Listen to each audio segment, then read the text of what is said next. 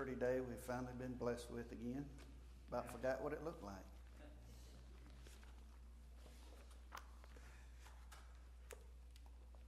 Patrick, I want to thank you for a good summary and help explain the whole purpose of this class with your lesson this morning.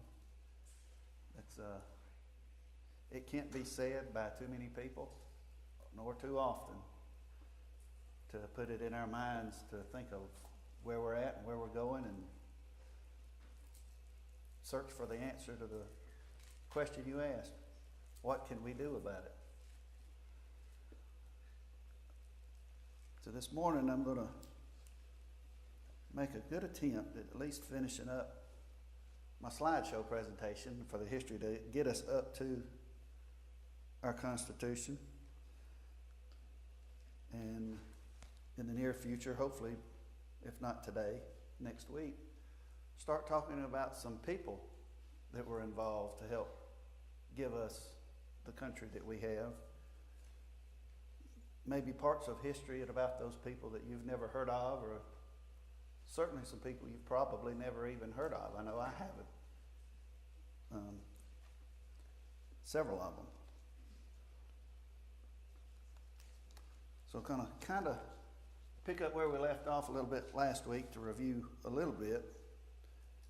We were talking about some of the arguments that you'll hear people make about, the states, while I showed in the text of the Declaration of Independence and even the Lee Resolution, which was the legal step that created 13 free and independent states, not the way that most people think of states, but the way we should think of states with a capital S. There were 13 countries that were formed by that resolution and document.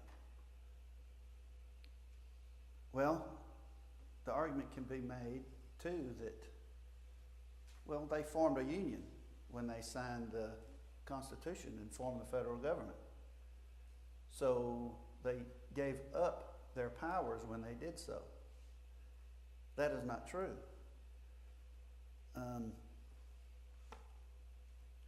That's what they did when they created the Constitution, was another legal process that would fall under contract law.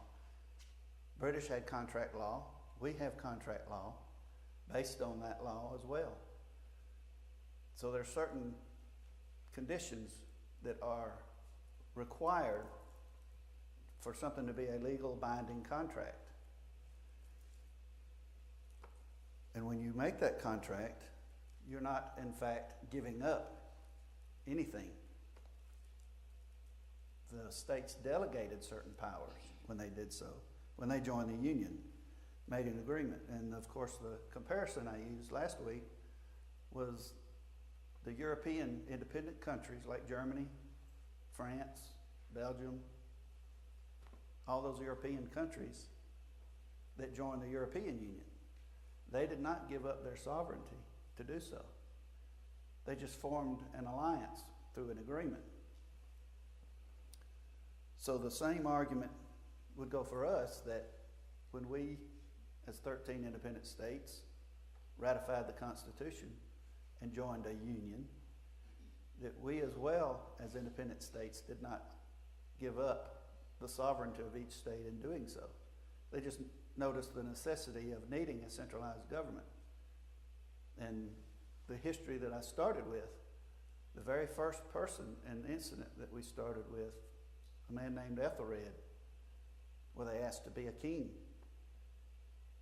The same agreement that was made with him to what role and function he was to perform was the exact same agreement that the states used when forming the federal government in the Union.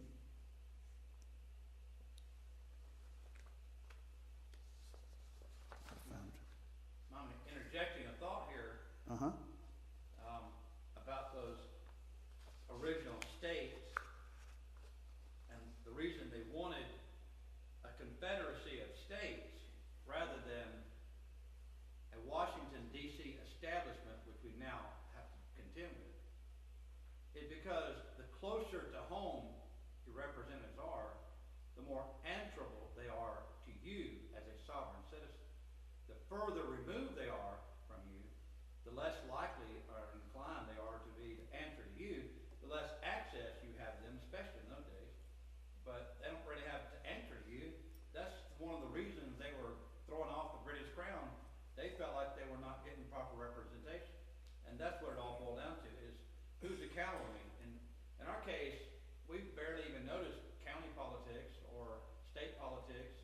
It's all about what's happening in Washington. It's what I was saying earlier, everything has completely, it's upended, it's reversed from what it once originally was founded to be. And of course, we know there was a war fought over some issues, but that war cemented the loss of that original intent. It's no longer that, it's something else now. Well, yes and no. I'd have to disagree somewhat in that Well, you can the whole disagree, but history, it's a fact. the whole history that we've gone over,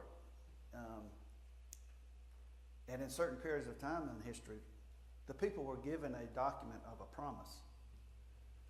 Now, when those documents were given by the government in power, these things will not happen to you again anymore. We promise. We put it on paper. But we know in history, the tendency of government is to grab power over the people, even though government's intent and purpose is to only protect the liberties of the people. And our founders understood that, and that's why when they commented, when they finally did ratify the Constitution and said, well, we've given you a republic, now let's see if you can keep it. We are no different than what we've witnessed in history. It is a diligence that we as citizens must participate in to stop that from happening. It's no different than your history on the church. As Christians, it's our diligence to educate ourselves on the scriptures, to know them, to be able to recognize doctrine that's false. Well, how can we as citizens recognize law that is false if we're not doing our own due diligence in learning about our form of government to be able to even recognize an unlawful law instead of embracing the mentality, well, it's a law now, so we have to abide by it. It's something, and even if we were to restore our liberties back to how they were intended to be for our children, but then they failed to stand up and adhere and monitor the government and make sure that they adhere to the confines of the Constitution, then their children will have to fight. But the good thing about our form of government is it was, up until our form of government, the only way to correct oppressive government was to rise up in armed rebellion and chop off their head. And now we've been given a form of government where that doesn't necessarily have to happen. That doesn't mean it won't happen. If it is neglected over so long a period of time, that will be the only option. Which is why this class and why we preach about it, why we teach our children about it, to prevent it from reaching that point. But you do recognize and point out good points of why we should be diligent to do that. Absolutely, yeah. Because they fought for liberty not with the intent that they would even live to enjoy it, but it was for the posterity of their children and their grandchildren. So when we stand up to a government that has strayed from the rails of the confines of the Constitution, we do the same. While we would be the ones to bear the burden of the brunt of the fight to do so, it's for our children's liberty that we do it.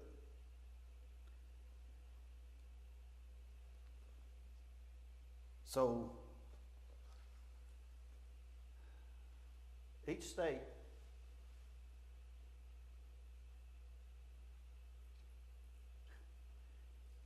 in our union, prior to the union, and even after the union, was the same as an independent country. And I mentioned that, some may say that since you live in Florida or Texas or one of the other states that was not of the original 13, that it does not count for them. But even the Supreme Court disagrees with that rhetoric, because they called it, they used a doctrine that they called the doctrine of equal footing, so that any state that joins the union after that, even Hawaii, which came much, much later, once they join the union as a state, then they have equal footing and equal rights, equal powers as the first 13 did. Now, there is one difference. The United States, depending on which president you ask, we may have 57 states. Technically, we have 50. But we do have several territories that are U.S. territories. The territories do not have equal footing that the states have for powers and rights under the federal government. But they were also never intended to remain as territories. Our form of government was never intended to be what is known or called as a colonializing government like the British Empire was. They had territories all over the world. We were not intended to be that way. So territories, a lot of our states, other states other than the first 13, started as territories. And that was meant as a temporary intermediate position, you could say, while they organized to become a state, so that they would have certain protections and certain powers temporarily while they formed and organized as a state. But they were never intended to be long-term territories for the United States, yet we still have some that's been around for 50, 60, 70 years or longer, because they've never realized their responsibility. If they want to become a U.S. state, they need to do so. If not, then they should be released as their own country and not be a territory under the United States. But how often do you hear that talked about? Never. Because the more people that are dependent upon a government, the more that government likes it. So, in the next slide, every state that enters a union after the first 13 enters with the same footprint as the first 13. So they never surrendered any power, but each state delegated certain powers and responsibilities. But what's it mean to delegate versus surrender of power? Well, let's use delegate something, you can take it back. Correct. A good analogy that I've heard is an analogy of the owner of a pizza shop. So the owner wants to open up a pizza shop. Well, he needs to hire a cook. He needs to hire somebody that's going to wait on the people and serve them out front. Well, what happens then when that cook says, well, when he hires a cook, the owner's going to say, okay, you have these responsibilities. It's your responsibility to cook the pizzas. And then when you hire the servers, it's just your responsibility to bust the tables, to clean the tables, and to take care of the patrons when they come in. That's your job. That's what I've hired you for. Well, he's going to pay the cook one thing, going to pay the waiter or the waitress something else for their particular job. So he gives that responsibility to those individuals. Well, what happens when the cook says, I quit? So now he doesn't have a cook anymore. So is he going to have to close up shop? Or can the owner, it's his original responsibility for the whole store, can he not step in then and cook the pizzas? Or let's say the waiter quit instead. Can he not have the authority to bus the tables? Yet, on another subject that I'm going to talk a bit later, has to do with separation of powers. Well, can the cook come in one day and say, well, I don't feel like cooking today, I'm going to bust tables? Do you think he'd have a job very long? No. So a lot of the principles that are involved, we actually use day to day, even in our own lives, but we never apply those principles to how we view government, or even the church for that matter. So, what then is the nature of the Constitution?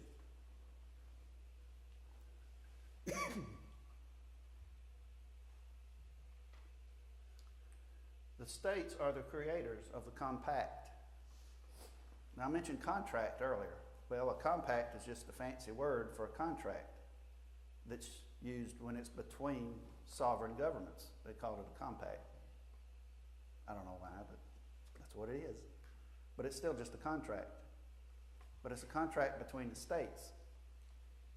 It's not a contract between the federal government and the people. I've heard that many times too. Well, the Constitution's a contract between the government and the people. No, it's not. It's a contract between the states. The states created, they wrote it, they ratified it. It also enumerates the specific powers for the federal government. That means if I delegate a certain power or responsibility to the cook and a different responsibility and power to the waiter or the waitress, then the cook's responsible and can only have the authority to do those things that he was given. Thank you. My sinuses are getting me again. And the cook also has his own powers and responsibilities. The cook can't one day come in and say, well, I feel like busting tables. And the waiter or the waitress can't come in and say, well, I think I want to cook today. That's not in their contract to do. So they're defined and delegated what their role and responsibility is. The Constitution created a limited central government because the Constitution itself, in each section, deals with each branch of the government and what powers is delegated to that particular branch of government. So it's not up to the federal government to determine what its limits are. You wouldn't think that based on hearing the way they behave today. But if you had a constitutional federal government, they could only operate within the specified limits that's on that piece of paper for each branch of government to do. And they did the most important thing that they could do. They reserved all powers that was not specified in each particular article and section for each particular branch of government. They said anything that's not mentioned is our power, not the federal government's. That's the most important thing they did. But that's the least important thing that you hear about or that you're taught about. Because we're taught, for the most part, if you was to ask anybody on the street about the role and power of the federal government, I would guarantee you 90% or more would have a federal supremacist view in that, well, the federal government is supreme over the states, over the local government. But it's just not the case, historically or contractually speaking. So which powers were specifically delegated? just like in the very beginning, way back in 1100. Actually, it was 1015, I believe, with Ethelred. We want to give you the powers for war, for peace, for negotiations, for foreign commerce. These are the only powers delegated to the federal government by the states. And all that writing of the Constitution, that is the sole purpose of the federal government, period. These are all powers that are associated with foreign affairs, foreign governments. So the federal government was designed to be an ambassador for foreign affairs and to leave the states alone to govern themselves, just like the Ethelred Agreement. Were they ever delegated the power to define marriage, to provide health care, to provide education, to protect the environment, for land management, or homeland security? Do any of those fall under this? But us and those before us were given awful good convincing reasons to, hey, let us do this for you for your own security. It'll only cost you a little bit of your liberty. You won't even notice it being gone. So the answer to all of those is absolutely not. But those are powers that are reserved to the states themselves. For the very reason Patrick mentioned, they're closer to us. They answer to us more readily than our representatives do in Washington. So it's the states that have failed to hold on to the sovereignty. If we realized who we were, we would realize that we do not have to submit to anything that the federal government does outside the boundaries of the Constitution. Because if it's a contract, and we live under contract law, say you own a business, and you've made a contract for that business, is that business subject to anything outside that contract? Can anybody arbitrarily change that contract? Can the employees say that contract created a company? Can the employees of that company change that contract? Or is it the owners that sign the contract that have the authority to change the contract? That same law abides to the Constitution. So the next slide. The Constitution of the United States, on June 21st, 1788, New Hampshire became the 9th state to ratify it. That's 1788. When was the Lee Resolution that created 13 sovereign states? 1776. That's 12 years before they even finished ratifying the Constitution. So the government under the U.S. Constitution would begin March 4th of 1789.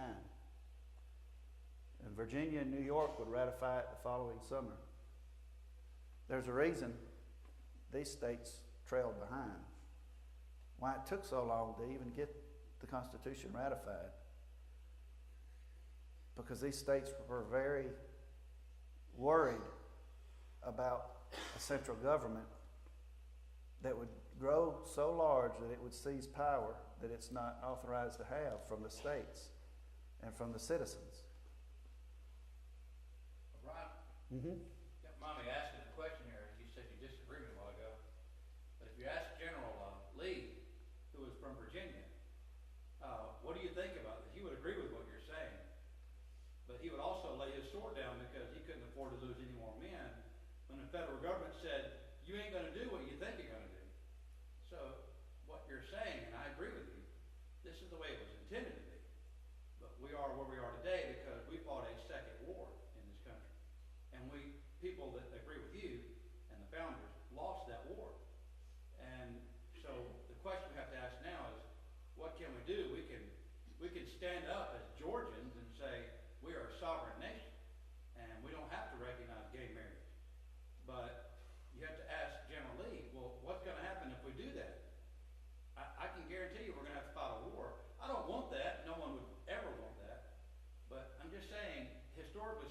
you're saying is accurate.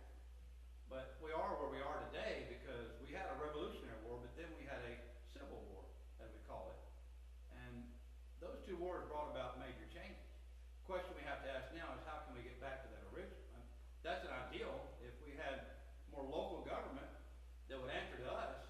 But, I mean, it starts with knowing this. So it's admirable what you're teaching. We need to know this, but knowing it and implementing it, those are questions that confound the mind. Perhaps only God could answer them. But you have to ask yourself, well, why would Virginia take so long to join the Union? Well, they didn't want to give up their sovereignty. But they weren't giving up their sovereignty. They just wanted that guarantee. But what you're asking, I don't know if anybody else in this room has noticed the last 2 weeks, but that exactly what you're saying has in fact happened without a war. There are states now that have declared their sovereignty from the federal government, said, we don't care what you've said.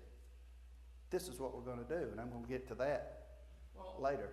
I want to be careful what I say here, but that's not a new thing.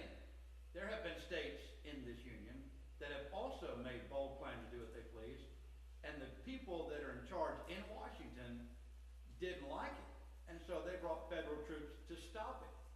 In this case, wink, wink, nod, nod, because the federal government doesn't care. That's the difference. So the power is still in Washington. It's not in the states. It appears that way.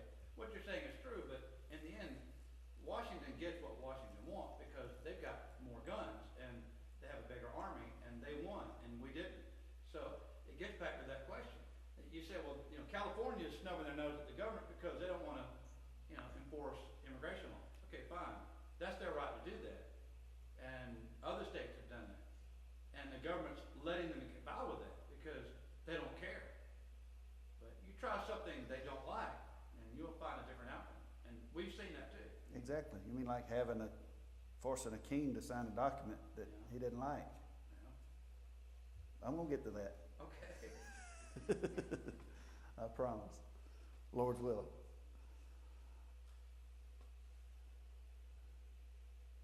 What was the one before that? Okay. So, Virginia, which you mentioned Patrick Henry earlier, he was one of the delegates from Virginia. Made a fiery speech. He's one of the people I'm going to talk about.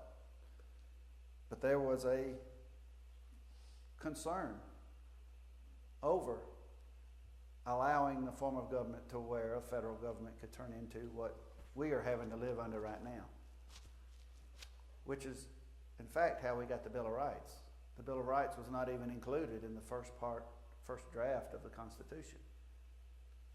These two states said, we will never ratify it without it because we want some additional concessions and promises that would keep people aware.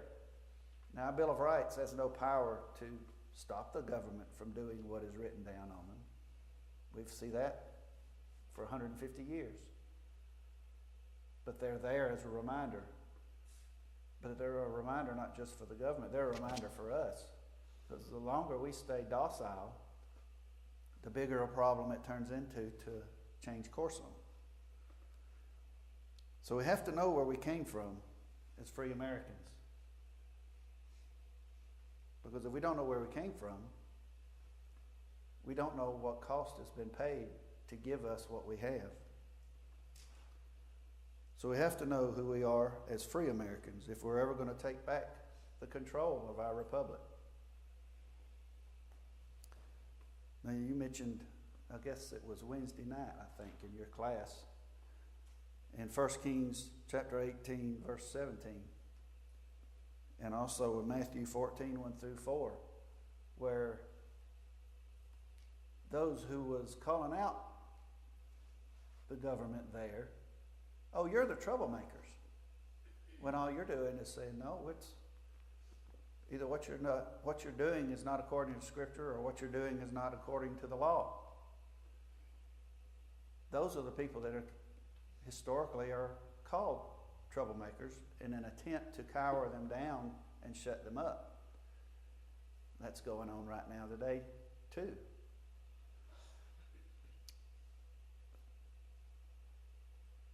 And a lot of the hurdle for us to get over, to reach people, it's no different than trying to go out and spread the gospel to people that already claim to be Christians. How hard is it for those that have made the attempt to do so, to go out into the world and try and teach somebody that lives under a denomination that believes wholeheartedly that what they believe is in their form of Christianity is a true form of Christianity, that they're just fine. You have to deal with their feelings that, well, I feel right here in my heart that God would not have led me astray into believing something that's not true, because they're definitely sincere. They're just sincerely wrong in what doctrines that they're following. Well, try talking to somebody that either gets a paycheck from the federal government or the state government or the local government, for that matter, about the tyranny that their particular branch of government is perpetrating on the people. What kind of response do you think you're going to get from them? Because that's their paycheck, that's their livelihood. It's hard to overcome that. I know how hard it is, at least for Christian belief, because that's where I came from. I was outside the church. I was a denominational Christian and perfectly happy and content with where I was. It's a hard shell to get through. And that is when you're dealing with somebody that understands the eternal consequences, or at least in their own mind, understands the eternal consequences of their beliefs. How much harder do you think it's going to be to do this with somebody when you're talking about just the government? It's going to be hard, because I guarantee you the other side knows their history. They know what has worked to trick the people. You know, I mentioned 1643, 41, the Grand Remonstrance. Those kings knew what had worked before because they paid attention better than the people did. They paid more attention to how they oppress people because they know it's their necks on the line. They don't want to lose their necks. They're no different today. The promises that are made today, I'd say, are even more subtle, more dangerous than the promises that was made back then. I think one of the problems is that we've become arbitrary in everything. I don't care if you're talking about government, you're talking about the church, you're talking about your family. I think a lot of the problems that we face in society are created because we've become so comfortable that we've become arbitrary, to where you allow more than you should. You stray left or right. That's what being arbitrary is. That there's really no objective guide to anything. And that hasn't worked out very well for us in society. I mean, we've got people elected to office now that are avowed communists, avowed socialists. Is that constitutional? Do you know, does the Constitution say anything about that?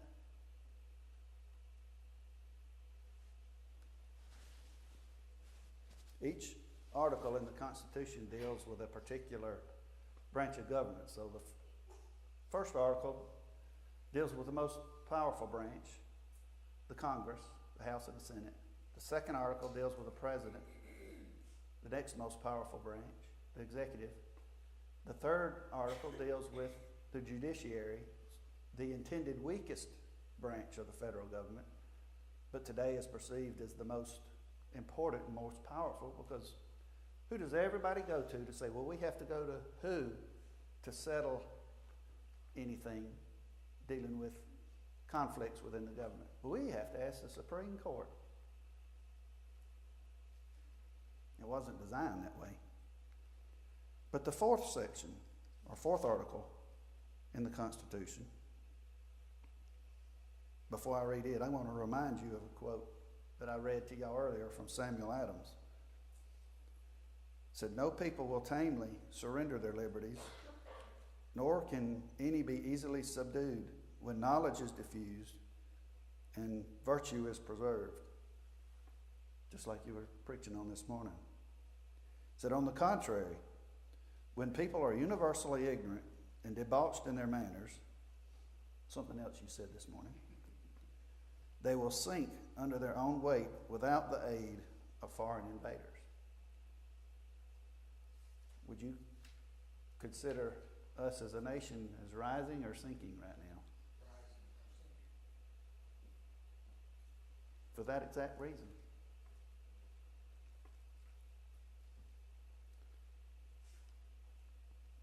So I'm going to read real quick.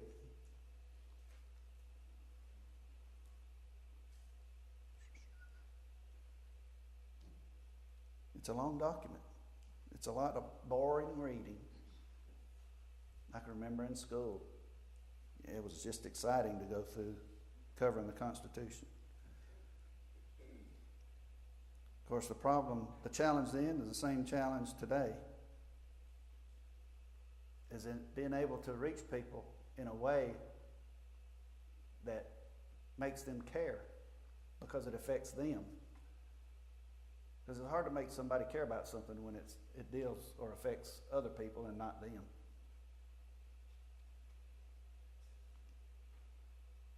I'm almost there.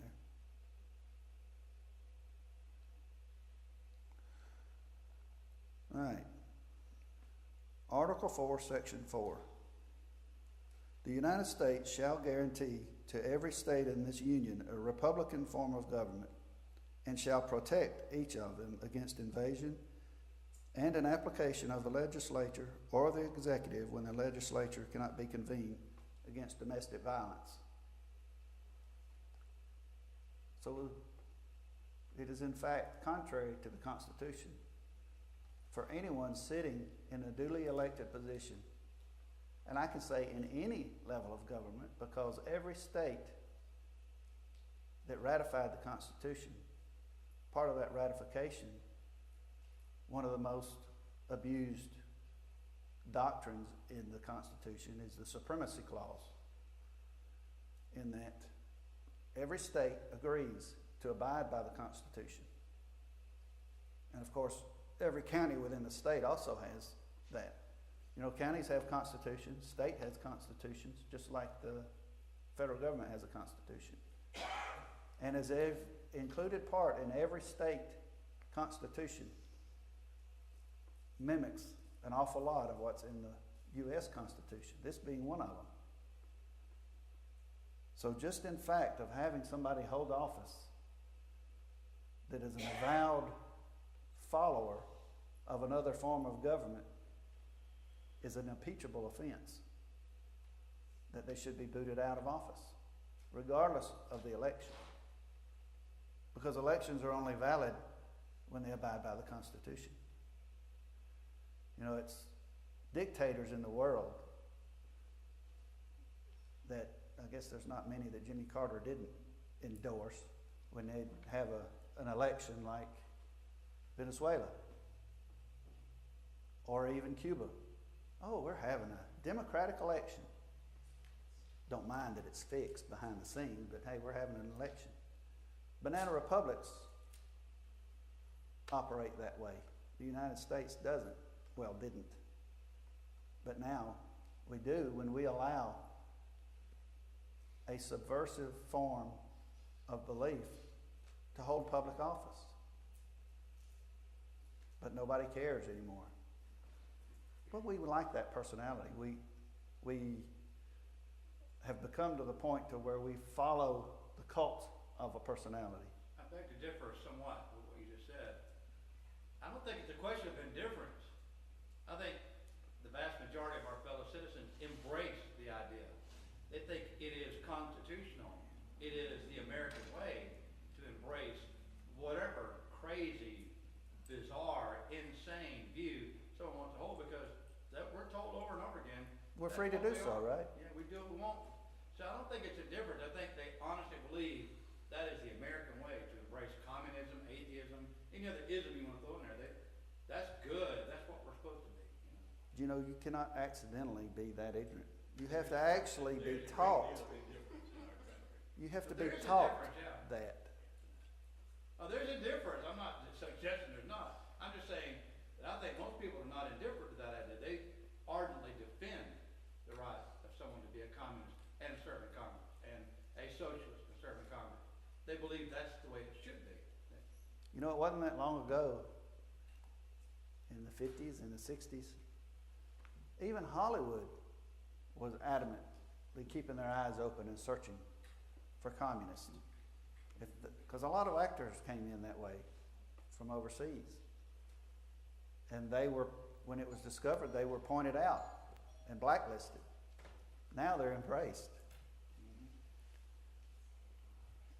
But did you know that our original colonies actually embraced another form of government?